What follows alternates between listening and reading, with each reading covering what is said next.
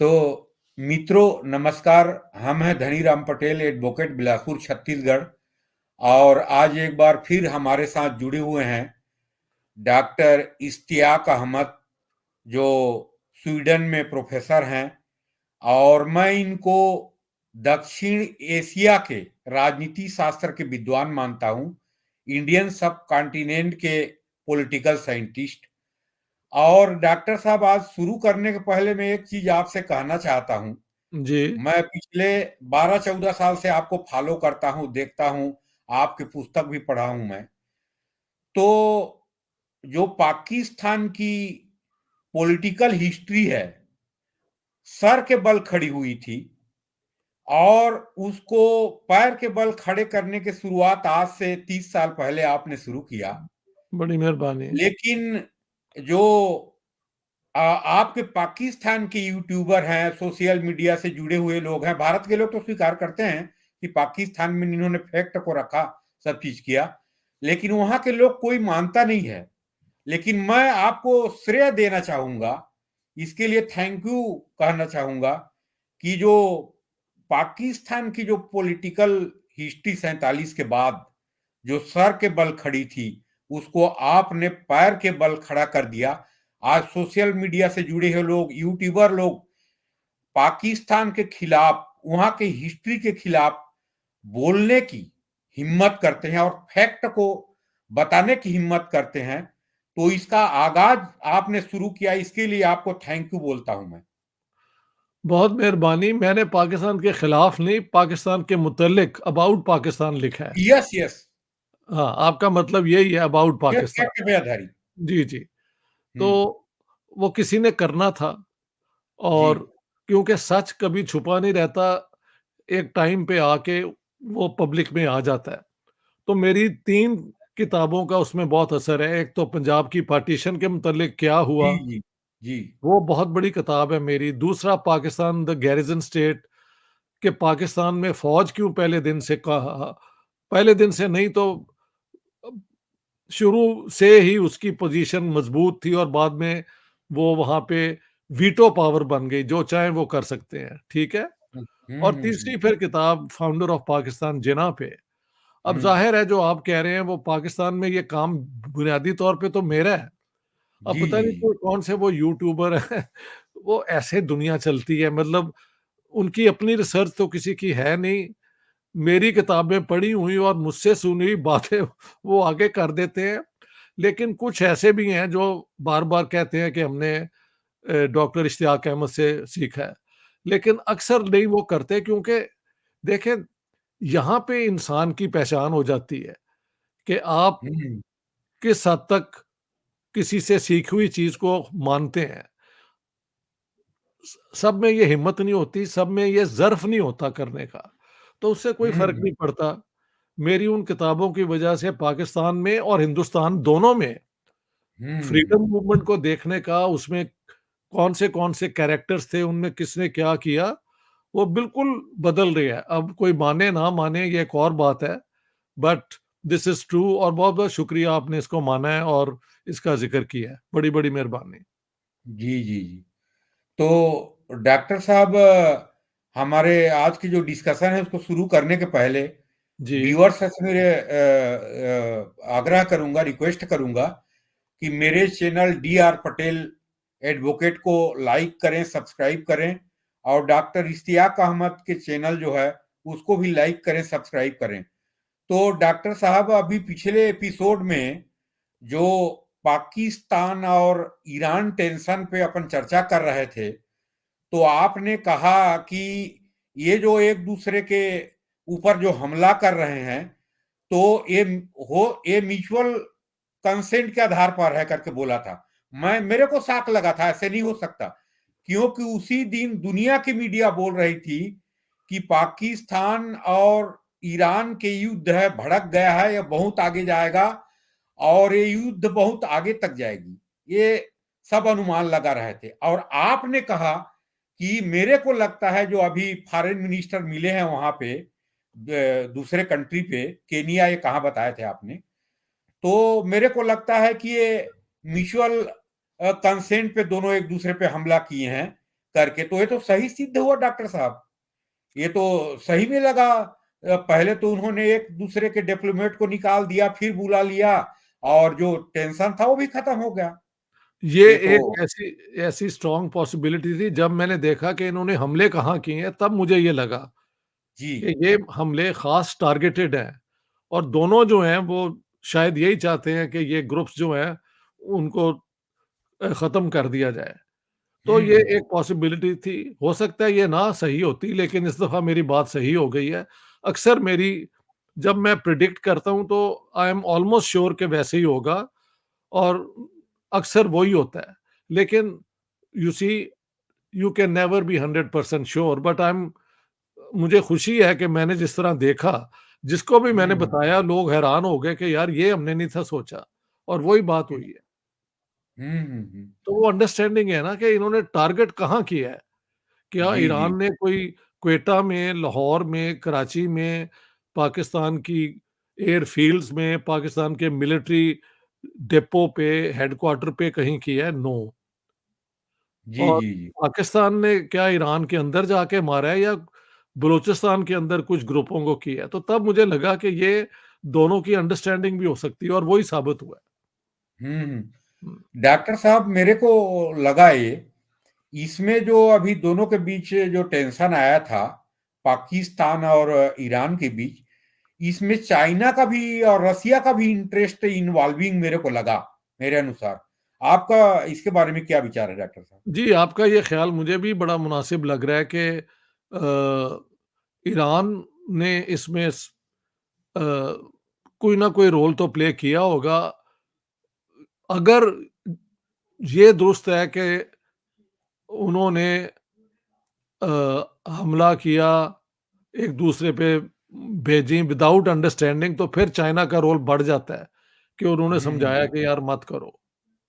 लेकिन हम्म। अगर दोनों की अंडरस्टैंडिंग से हुआ है तो फिर चाइना का रोल यही होता है कि हाँ, ये ठीक है, अब आप यूँ-यूँ कोऑपरेट करें।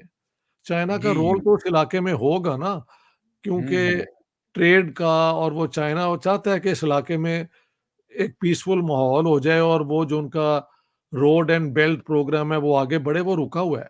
तो दोनों हम्म। सूरत-ए-हाल में उनकी कोई ना कुछ इस पे पोज़ीशन होगी। रशिया का हम्म। मुझे पता नहीं, रशिया खुद बड़ा फँसा हुआ है एक जंग में, तो वी डोंट नो कि हम्म। रशिया की क्या पोज़ीशन होगी उसमें।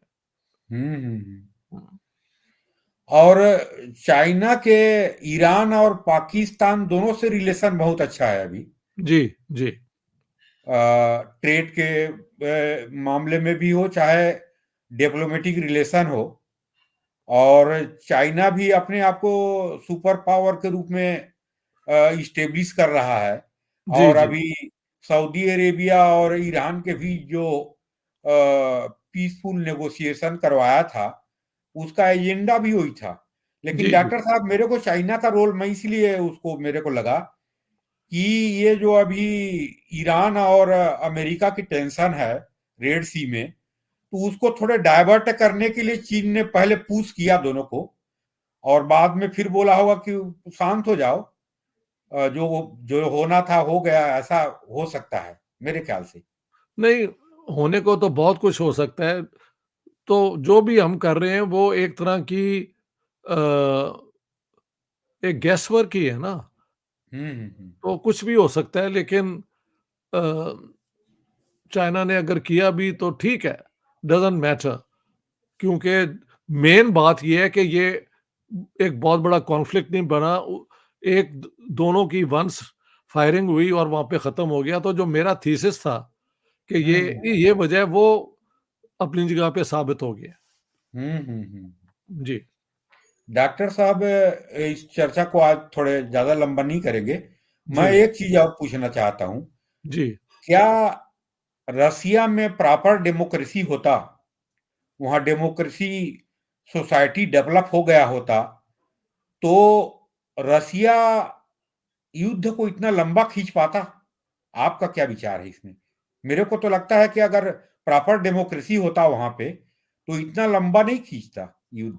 इरा वही लोग यूक्रेन। लो ये भी एक थ्योरी है कि जो डेमोक्रेटिक मुल्क हैं वो जंग नहीं शुरू करते। जी जी जी। लेकिन हमने देखा है कि अमेरिका ने इराक पे जंग थोपी, इराक हम्म। तो अमेरिका ने क्या नहीं किया, वियतनाम में जाके नहीं हमला किया, लेकिन फिर ये कह सकते हैं जी, एक डेमोक्रेटिक मुल्क जो है वो एक डिक्टेटरशिप के साथ तो जंग कर सकता है, लेकिन ये क्या बात है? हम्म। जब ये बिग पावर, सुपर पावर कहना चाहिए, कभी करना चाहें कुछ तो ये कर लेते हैं। लेकिन हम्म। ठीक है, रशिया में डेमोक्रेसी तो नहीं है जैसे कि एक वेस्टर्न आइडिया डेमोक्रेसी का है।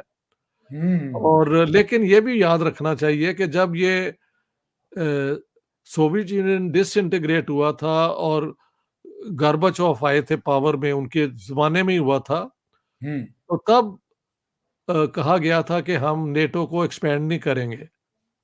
अब अमेरिकन कहते हैं जी हमने लिख के कभी नहीं था कहा, ये ज़ुबानी कहा था। भई कहा तो था ना कि we hmm. Will not expand it.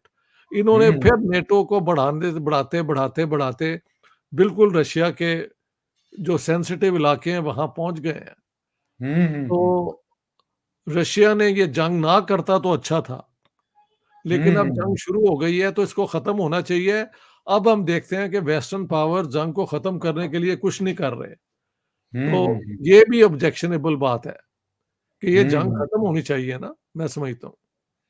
और 24 क्योंकि तारीख के 8 8,000 जिसके पास न्यूक्लियर वेपन्स हों, उसको हम्म। हराना कहाँ, यू कांट डिफीट रशिया। हाँ, ये नामुमकिन। आप शायद कोशिश हो कि इस तरह रशियन लोग ही पुतिन को वहाँ से निकाल दें, वो एक और हम्म। ऑप्शन है। वो हम्म। इराक में भी नहीं थी हुई, इनको जंग करके सद्दाम हुसैन को मारना पड़ा था। इराकियों ने हम्म। निकाला सद्दाम हुसैन को। हम्म। इसी तरह मेरे ख्याल से रशिया के भी लोग अपनी हुकूमत के खिलाफ खड़े होके उसको निकाल दें। इम्पॉसिबल तो कुछ नहीं होता बट वेरी अनलाइकली। तो ये जंग हम्म। और ज़्यादा बढ़ सकती है। इसमें बिल्कुल मैं बिल्कुल। समझता हूँ वो लोग जो चाहते हैं कि जो हो गया सो हो गया, अब इसको कैसे एक नेगोशिएटेड सेटलमेंट इसकी की जाए। मैं हम्म। समझता हूँ वो एक पीसफुल रेज़ोल्यूशन की तरफ हमें जाना चाहिए। लेकिन डॉक्टर साहब एक चीज को आप मानेंगे जी। कि रसिया में पिछले 2 साल में इंटरनली वहां के पब्लिक कोई प्रोटेस्ट नहीं कर रही है। अमेरिका में देखिए अभी इजराइल और हमास के जो युद्ध हो रहा है, अमेरिका में पूरा प्रोटेस्ट हो रहा है, यूरोप में प्रोटेस्ट हो रहा है। आज ये जो वेस्टर्न डेमोक्रेसीज़ है इनमें इस किस्म की बहुत आज़ादी है जो कि ये रशिया में या फॉर्मर कम्युनिस्ट मुल्कों में नहीं है, ये फैक्ट है। जी जी जी। जी। तो प्रॉपर तो डेमोक्रेसी है नहीं। नहीं, तो प्रॉपर इंटर डेमोक्रेसी नहीं है, मैं मानता हूँ। हम्म। लेकिन ये भी नहीं है कि सारे लोग अपनी हुकूमत के खिलाफ हैं, ये भी नहीं है। हाँ। जी। तो वो तो नेशनलिटी को प्रमोट किया है उसने वो। हाँ, नेशनलिज़्म ना वही नेशनलिज़्म हाँ का हाँ। सहारा है। जी, जी। हाँ हाँ। तो उसने तो ये प्रेसिडेंट ऑफ रसिया ने किया है सब। जी। डे तो हाँ, डेमोक्रेसी तो नहीं है Russia, I agree with you. हाँ। हम्म। और ये जो युद्ध इतना अभी पिछले 15 दिन में भयानक रूप से बढ़ रहा है, हर शहर पे मिसाइल मार रहा है अभी रसिया जी, यूक्रेन के। तो दुनिया के लिए एक अच्छी बात होगी कि वहाँ पीसफुल नेगोशिएशन हो जाए और बेशक। कोई कोई पैक्ट हो जाए दोनों में। हाँ, मैं भी समझता हूँ ये, लेकिन ये मैंने देखा है स्वीडन जैसी जो पीस दोज़ 19 1812 के साथ जो जंग में नहीं गए, हम्म। 1912 के बाद, हम्म। उन्होंने बड़ा 6 गुना ज़्यादा वो जो होती हैं गन की हथियार जो होते हैं ना अ, वो बनाने शुरू कर दिए हैं, मतलब they are investing in the war industry. तो पता नहीं हम्म। इनके ज़हन में क्या है कि हम रशिया को क्या कर देंगे? So we don't know. हम्म। जी, जी। हम्म। लेकिन आप और देखें अमेरिकन जो हैं जेफरी साक्स उनके बहुत बड़े इकोनॉमिस्ट हैं, उन्होंने कहा है कि ये जंग शुरू ही नहीं थी होनी चाहिए, ये गलत है। फिर आप देखें वो जॉन एफ कैनेडी के जो रॉजर कैनेडी के बेटे हैं, सेनेटर हैं, हम्म। उन्होंने भी कहा है कि ये जंग की कोई ज़रूरत नहीं थी। रशिया ने बहुत अच्छी कंडीशंस ऑफ़र की थी, तो रशिया की पोज़ीशन को भी समझने की ज़रूरत है, मैं समझता हूँ। लेकिन हम्म। वेस्टर्न डिस्कशंस में वो कहीं उसका ज़िक्र ही नहीं होता। तो इनकी हुँ, जमहूरियत जो है जब इन हालात में जो होता है ना डिसेंटिंग पॉइंट ऑफ व्यू वो बिल्कुल एक साइड पे डाल देते हैं। तो ये वेस्टर्न हुँ, डेमोक्रेसीज़ का अजीब कैरेक्टर मैंने देख लिया है। हुँ, हुँ। हुँ। वरना आप बात करने दें कि भई ये लोग कहते हैं कि let's settle for peace, no कोई बात ही नहीं कर सकता। हुँ, हुँ, हुँ। हुँ, तो डॉक्टर साहब थैंक यू, आपने समय दिया। नमस्कार। बड़ी छत्तीसगढ़ के मेहरबानी लोगों की बहुत-बहुत तरफ से शुक्रिया आपको आपका। नमस्कार। Thank you. Thank you doctor साहब। थैंक यू जी, बड़ी मेहरबानी।